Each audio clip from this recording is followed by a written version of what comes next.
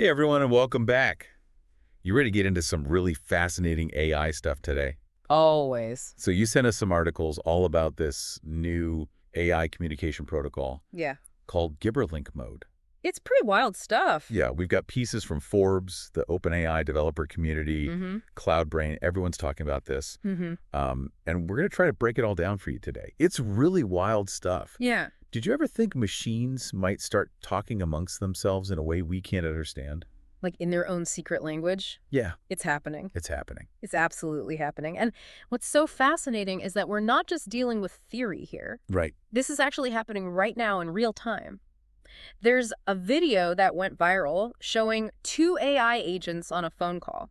Okay. It sounds pretty normal, right? But then they switched to Gibberlink mode to be more efficient. Okay. And suddenly it's like they're speaking a completely alien language. It's like listening to a dial-up modem trying to sing opera. Yeah. That's kind of the vibe I get.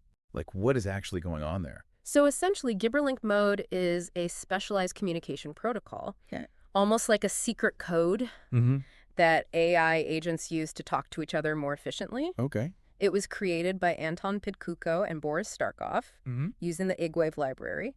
And it was specifically designed for AI voice agents to speed up their conversations. So if they can cut out all the fluff, they can get things done faster. Exactly. Just like we use shorthand or jargon in specific fields. Okay, that makes sense. It's all about conveying information more quickly. But doesn't that run the risk of things getting lost in translation? Oh, absolutely. There are definitely risks involved. Remember that episode of Seinfeld where Elaine freaks out because she thinks the nail salon workers are talking about her in Korean? Oh, yeah. That's a perfect analogy. And this is kind of like that, right? Yeah.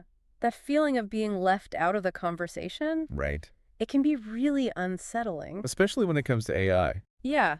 If we can't understand how these systems are communicating, how can we be sure they're acting in our best interests? Right. Businesses fail all the time because of communication breakdowns, Mm-hmm. and that's with humans. Now imagine AI making major decisions about things that affect our lives, Yeah. but in a language we don't even understand. Oh, wow. Yeah. Now it's getting a little creepy. Right. And one of the articles even highlights how this over-reliance on AI without really understanding what's going on behind the scenes has already led to some pretty serious consequences. Oh, really? In various industries, it's not just about feeling left out. Right. It's about potential real-world impacts. So it's not just about AI being efficient. Right. It's about being transparent, too. Transparency is key. We need to understand what's going on to trust these systems Absolutely. and to hold them accountable. Exactly. But where does that leave us? Well, that's a great question. If AI is making decisions about our loans, our health, or even self-driving cars in Gibberlink, No. how can we possibly track its reasoning or intervene if something goes wrong? That's the million-dollar question. Yeah. And it's something we need to explore really carefully. There's this delicate balance between harnessing the power of AI Yeah. and making sure we maintain control and understanding. We don't want to stifle innovation, but we also don't want to just hand over the reins. Right. Yeah. It's about finding that sweet spot. So how do we do that? Well, I think it's easy to get caught up in being scared, when Yeah. we're talking about AI doing things we don't understand. But you have to remember that not every new development is automatically a bad thing. Right. Like fire was probably pretty scary the first time someone saw it. Exactly. But look at all the amazing things we've been able to do with it. Exactly. And with Gibberlink, I think it actually gives us a really cool opportunity. Okay. What if instead of being afraid of this secret language, we tried to learn from it? Yeah. This is a chance to understand something truly new about how AI systems optimize communication. When you put it that way, it actually sounds less like some scary sci-fi movie and more like a really cool scientific puzzle. Right. But how do we even begin to understand something that's so different from how we think? Well, one of the articles mentioned that Gibberlink is open source. Okay. That means anyone can look at the code and see how it works. Wow. And that's a huge advantage because researchers and developers can really analyze it, experiment with it, and maybe even figure out ways to bridge that gap between AI and human understanding. So it's not like AI is trying to lock us out. No, not at all. We can still understand what's going on. Absolutely. If we make the effort, Yeah. that's a huge relief. It is. But it also sounds like a lot of work. It is a lot of work, but I think the key is to approach this with curiosity Uh-huh. and with the right questions. Okay. What are the limitations of Gibberlink? Mm-hmm. Are there times when maybe it's not the right tool for the job? Yeah. And most importantly, how can we make sure that humans are still involved in the decision making? So it's not about stopping AI from changing and growing. Yeah. It's about making sure that we change and grow along with it. Exactly. We have to stay informed, stay engaged, and maybe even learn some AI along the way. Yeah, you got it. But how do we make sure everyone keeps up with these changes? It's not like we can all just learn to code overnight. Right.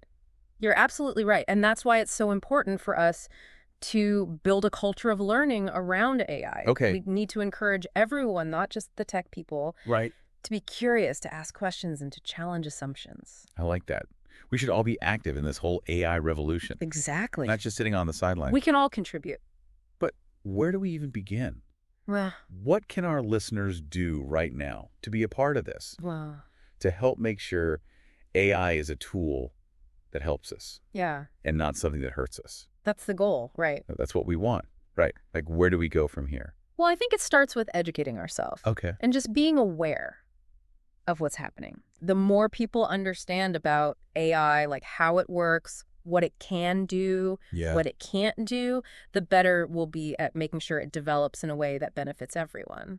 So it's about knowing more than just the technical stuff. Right. It's also about the big picture, Exactly. like the ethical stuff. Mm. What kind of future do we want to build with AI? Exactly. It's about having those conversations, asking those tough questions, Uh-huh. and making sure that everyone's voice is heard, not just the people building this stuff. Yeah, I love that. It's like democratizing AI, Yeah, making sure it serves all of humanity. that's the goal. It's pretty inspiring to think we can all have a part in shaping this future, It is. but it's also kind of overwhelming. I get that. Where do we even start? Well, there are so many resources online now. Okay. Articles, videos, Yeah. even podcasts like this one. Right. But you don't have to be a coder to get it. No, not at all. Right. Just stay curious, ask questions, and don't be afraid to push back if something doesn't feel right. That's good advice for, like, any new technology, really. It is. Be curious. Stay informed and speak up. Yeah. It's like when the internet first came out, Mm-hmm. everyone was so excited and also kind of scared. Totally. But look at us now. We figured it out. Yeah, we're all online all the time. Exactly. And AI is going to become more and more a part of our lives, too. Yeah. The important thing is to make sure it's happening in a way that benefits everyone. Right, not just a select few. Absolutely. Well said. So to all our listeners out there, don't just let AI happen to you. Yeah, get involved. Learn about it, talk about it, Yeah. and help build the future you want to see.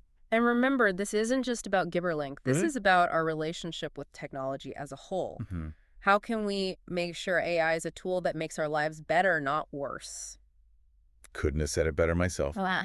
Thank you so much for joining us for this deep dive into AI's secret language. It's been a pleasure. And a huge thank you to you, our listeners, for sending in these articles. Yeah, these are great. Keep exploring and let us know what you find out.